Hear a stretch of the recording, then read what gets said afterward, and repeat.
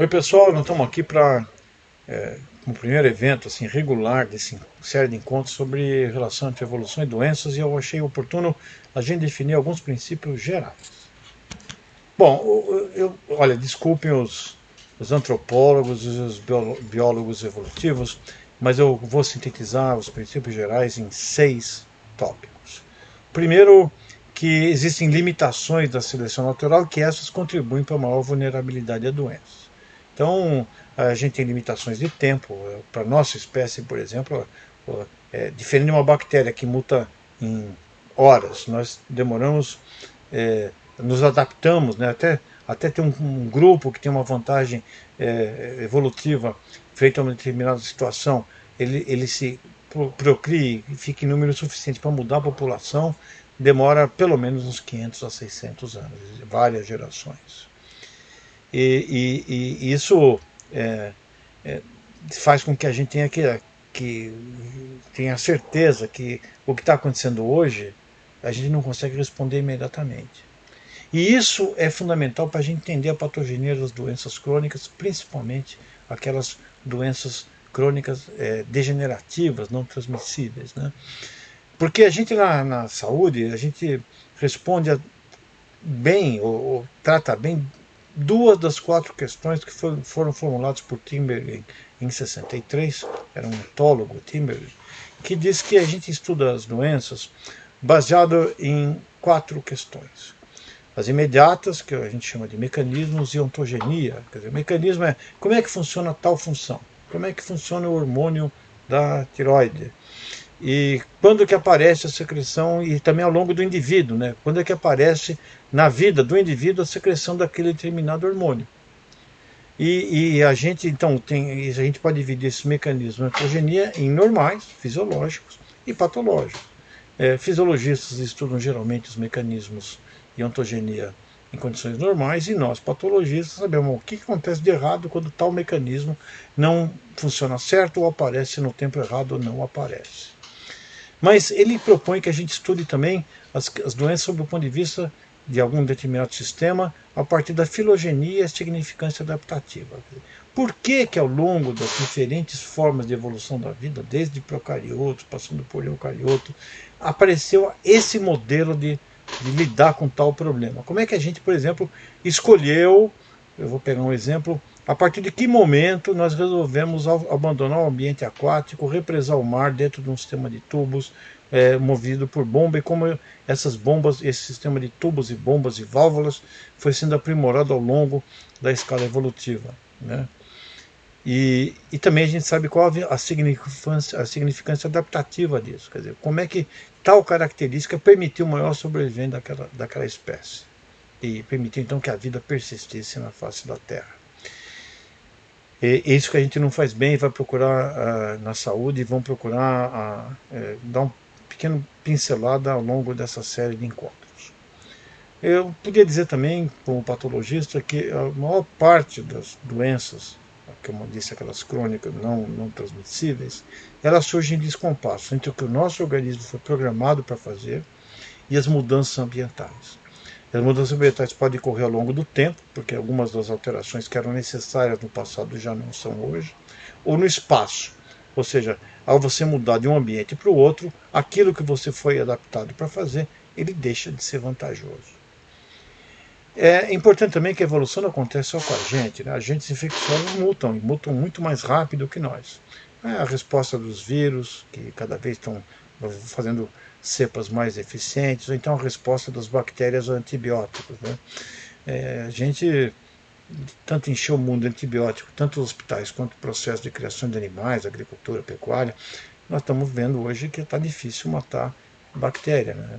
Cada vez estão mais surgindo novas cepas multiresistentes. Isso confere vantagem aos micro-organismos, que nos fazem ter febre, mas desvantagem para nós.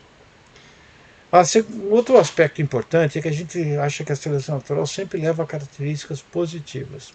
Mas não, o que ela quer é transmitir alelo, mesmo que isso leve a maior vulnerabilidade daquele indivíduo. Então, ela não está interessada no indivíduo, ela está interessada que aquele alelo passe para aquela espécie.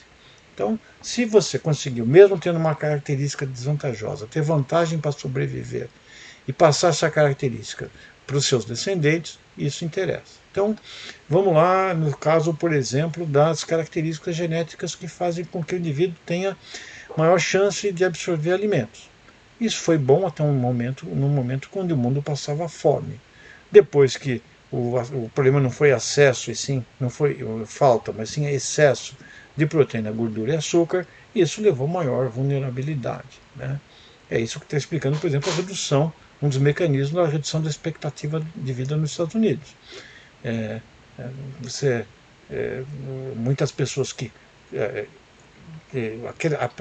a permanência dessas características que foram imprintadas no nosso genoma para sobreviver à fome, hoje está fazendo com que, frente àquele mercado de gordura que tem nas prateleiras dos supermercados americanos e os hábitos, você comece então a fazer com que as pessoas reduzam a expectativa de vida. Só que o indivíduo ele transmite isso para a sua geração, porque isso ocorre mais tardiamente depois da fase reprodutiva. Então, em resumo, a seleção natural pode levar a trocas que determinam vantagens imediatas, mas que podem conduzir a riscos tardios. Isso vai ser explorado muito ao longo dessa série de falas que nós vamos fazer por aqui. Bom, para ter uma pressão evolutiva numa doença, né, a evolução tem um papel na patologia das doenças, nós temos que ter primeiro variabilidade gênica. Quer dizer, tem que existir na população vários genótipos ou capacidades de lidar com a mesma situação. Né? Então, isso é importante. Né? Se for todo mundo igual, se muda o ambiente, todo mundo sofre a mesma coisa. Então, você tem que ter um grau de variabilidade genética. Essa variabilidade genética que confere uma determinada vantagem a um determinado evento tem que trazer consigo vantagens reprodutivas. E ela tem que ser transmissível aos descendentes, senão não passa. Então você não vai conseguir fazer com que essa característica seja cada vez mais frequente por ter vantagens reprodutivas. Isso se não tiver essas três, nós não estamos falando de evolução, estamos falando de outra coisa.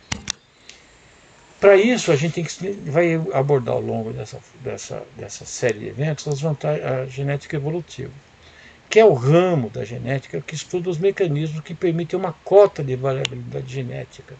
Quer dizer, nós temos que ter uma certa variabilidade de algumas características fundamentais. Como é que a gente faz isso dentro de limites controlados? Ou seja, a gente tem que ter um projeto de arquitetura gênica que permita uma estabilidade, porque se for instável, essa espécie não vai ter continuidade, mas que guarde um pedacinho de variabilidade de algumas funções vitais. E também temos que entender que, às vezes, um gene ele não codifica uma só característica ou uma determinada função. Grande parte dos genes são pleiotrópicos, ou seja, eles, sistema endócrino, sistema nervoso, quer dizer, o mesmo hormônio tem funções distintas, o mesmo mecanismo tem funções distintas, dependendo da área do encéfalo ou do órgão que ele está atuando. Né? Então, às vezes você privilegia uma determinada característica, mas pode levar a problema de outros órgãos ou outros sistemas. Bom, então, para ter variabilidade, você tem que ter mutação. Então, não tem como você ter variabilidade se não tiver mutação. E isso, felizmente, são eventos raros, né? E mais raro ainda é ser benéfico.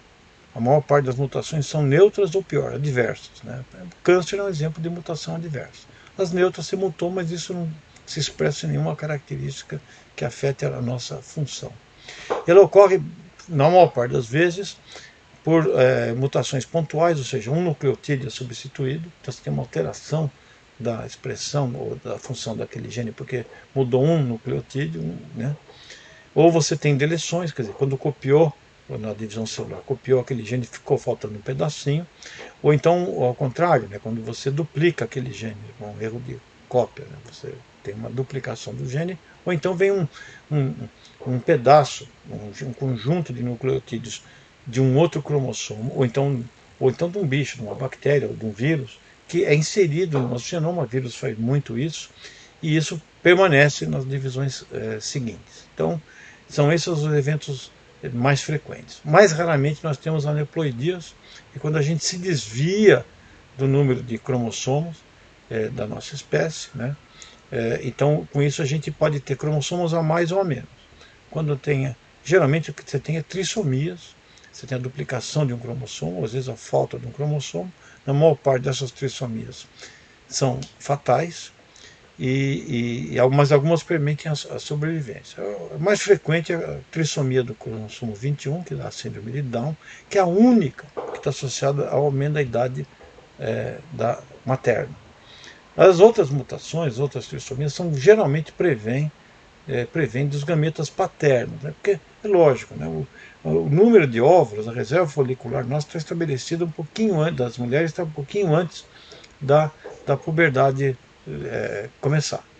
Enquanto que você tem que produzir milhões de espermatozoides em cada ejaculado. Isso faz com que exista uma taxa de divisão celular muito maior no testículo do que no ovário, e isso, toda vez que se divide, faz divisão celular, pode dar uma bobagem, né? E isso, então, normalmente os homens são responsáveis por essas alterações mais graves caracterizadas por alteração numérica dos cromossomos que temos.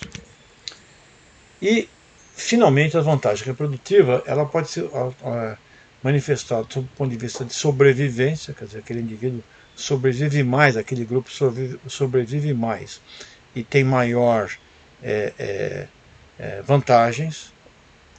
Então, um exemplo clássico, né, é de que algumas espécies elas podem ter, por exemplo, lagartixa, né, ela pode ter reprodução sexuada ou não sexuada. Quer dizer, você pode ter. E por que é muito mais frequente ter lagartixas que depende de copular e fazer troca de cromossomo em relação a reprodução, em relação àquela que se divide, é muito mais fácil. O número de vezes, se você tem uma reprodução não sexuada, o número de indivíduos é muito maior.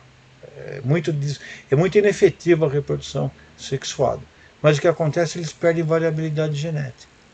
Então, com isso, aquele grupo tem menos capacidade de enfrentar, por exemplo, mudanças da coloração do ambiente, eles ficam mais alvos de predadores, né? E em alguns casos que está tudo certinho para elas sobrevivem, elas têm tanto mais vantagens, elas aumentam tanto o número que passa a ser desvantagem, por falta de alimento. Então, em alguns lugares, mesmo que não existam mudanças, elas estejam perfeitamente adaptadas àquele nicho ecológico, como elas têm muito mais eficiência reprodutiva, falta comida, elas morrem de fome. Então, esse é o principal marco. Mas também pode ter seleção sexual. Isso explica parte, por exemplo, do aumento da altura da espécie humana, porque existe, e essa seleção sexual pode ser feita ou por um aumento da qualidade dos gametas, ou então por atração, por fatores que vão, por exemplo, psicológico. Então, aparentemente, pessoas mais altas são mais atraentes para o sexo oposto. Isso faz com que elas copulem mais e contribuam, então, para o aumento da altura da população. Então, esse lógico que não é o único fator do aumento, fatores nutricionais, melhor pré-natal e outras coisas, mas uma parte disso é a seleção sexual. Isso acontece muito com outras espécies, como penagem, né, aves, acontece isso, canto, né, e fazem com que você seja mais atraente ou mais procurado pelo seu parceiro oposto. Bom, é isso que a gente tinha para hoje, e eu espero que na próxima vez nós vamos falar um pouquinho mais sobre como a gente sai de procarioto, como a vida começa a partir daquele mar primordial, e vamos cada vez mais construindo estruturas mais complexas. Mas esses 3 eventos iniciais, esse foi o primeiro, é a base para a gente poder estudar doenças humanas no futuro. Muito obrigado pela atenção.